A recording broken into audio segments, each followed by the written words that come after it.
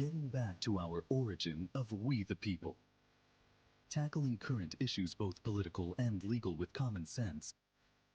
As we the people, we must bring common sense back to make our lives better. Only on Now Media TV. Welcome to We the People. I am your hostess, Alina Gonzalez Dockery, and I am thrilled to be here for another evening where we do not just chase headlines. We stop to reflect on what they mean. Tonight's lead story isn't about partisanship or polling. It is about humanity.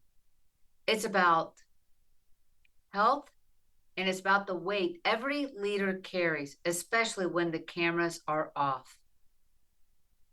Former President Joe Biden has been diagnosed with metastatic prostate cancer.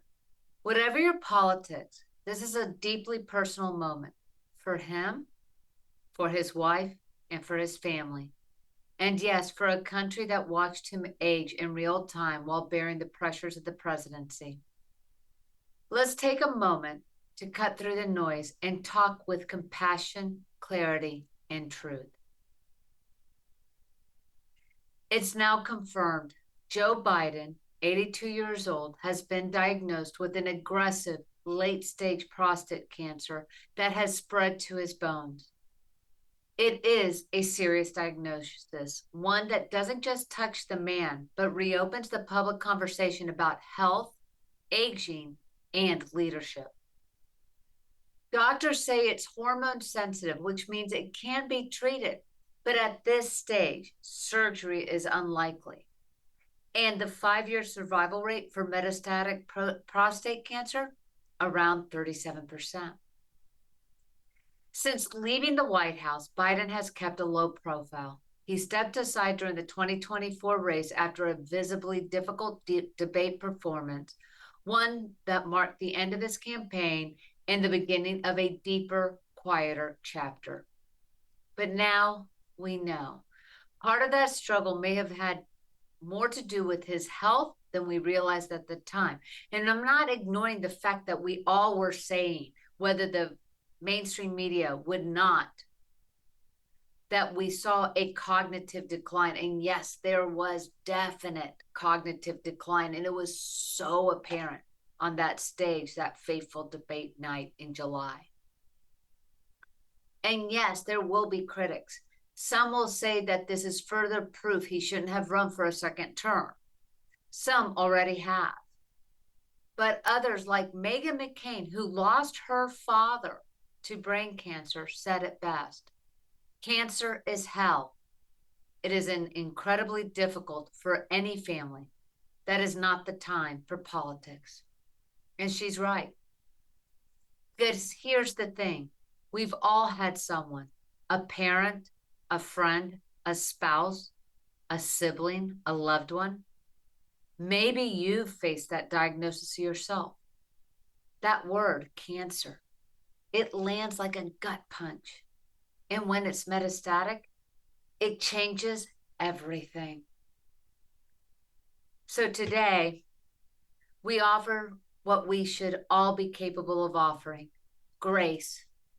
Grace to the man, grace to his family, and grace for this moment.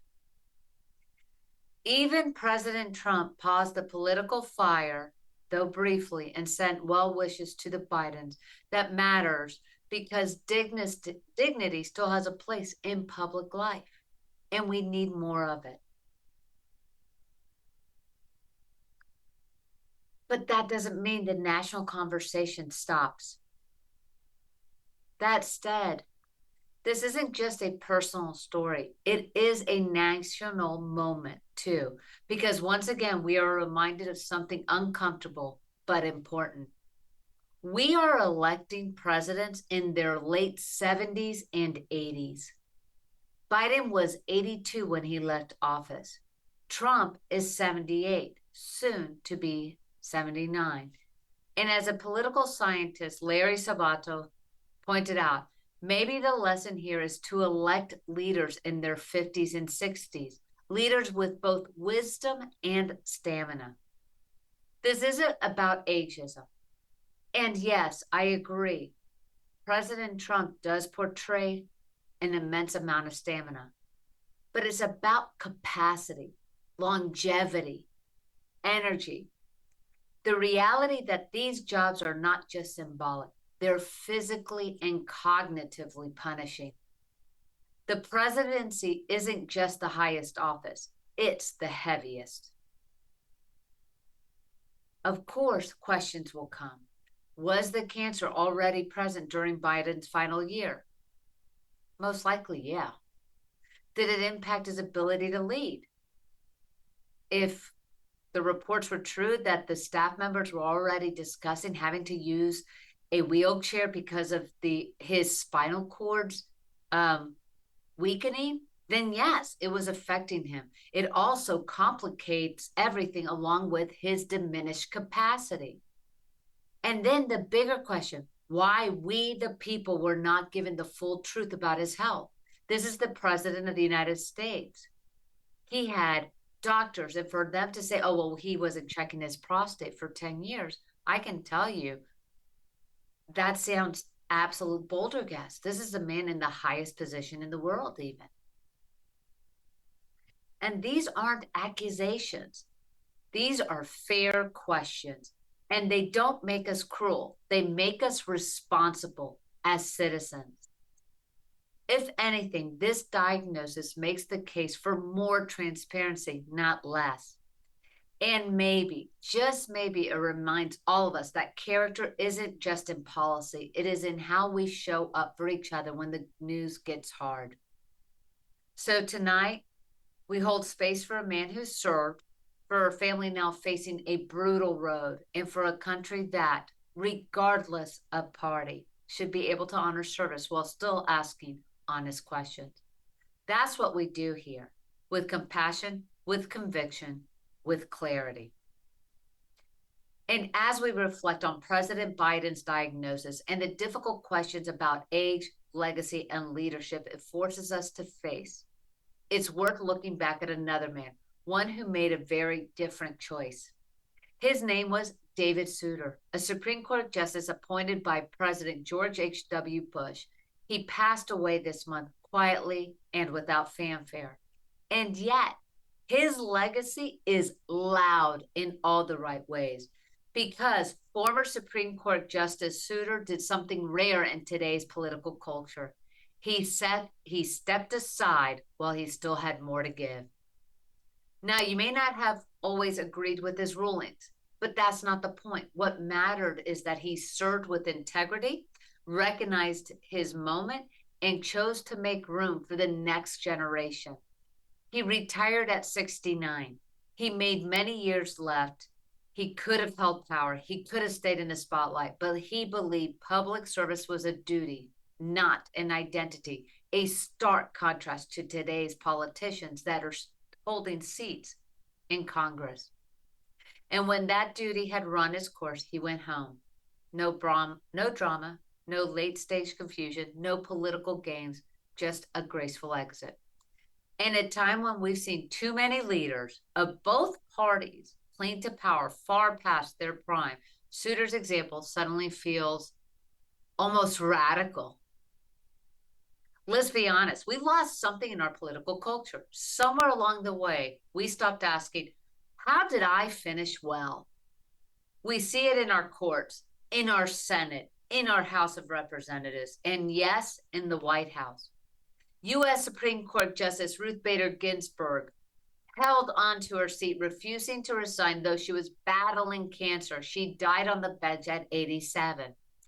Senator Dianne Feinstein, some of you will remember those pictures of her being wheeled in, looking lost completely, people telling her how to vote, died at 90. Senator Mitch McConnell is 83. He just stepped down as the minority Republican leader. Former President Joe Biden ran again at 81, almost 82, despite visible declines in his capacity. President Trump turned 79 next month and would be the oldest serving president, but for Biden. Senator Chuck Grassley, he's 91 and still voting on the floor. Nancy Pelosi, former Speaker of the House, is 85. Senate Minority Leader Chuck Schumer is a virtual adolescent comparably at 74. Let that sink in. 74 years old. 8 members of Congress have died in office in the past 3 years, all of them over 70. What are we doing? Why do we continue putting these people that are so far beyond what some would be forced out to retire if they were in private entities? The truth is, it's not just the leaders, it's about us too. We built a culture that defines people but by what they do, not who they are. We reward staying in power, we punish stepping aside. And powerful people, they're surrounded by others who benefit from their presence, staffers, families, donors. Heck, just look at President Biden, his administration, his own family. They profited so much off of him. And as David French wrote so well, the people closest to Biden didn't beg him to step down. They encouraged him to stay. Why? Because his power served theirs. But Justice Souter reminds us that power doesn't have to be your purpose. After he retired, he moved back to New Hampshire. He read books. He walked in nature. He heard a few cases. He lived a full private life. He believed, as one of his former clerks said, that his life was bigger than the court. And maybe there's the lesson. Your legacy isn't what you hold on to, it's what you leave behind. We can still reclaim it. We have a lot of justice, not enough mercy and humility. That's gone missing in Washington. We can still honor men like Justice Souter, not for being perfect or powerful, but for being a man for his word. Coming up next, we turn to major decisions out of Washington. A Supreme Court deadlock has just blocked state funding for religious charter schools. What does it mean for schools' choice, faith in education, and future parental rights? We're breaking it all down right after this.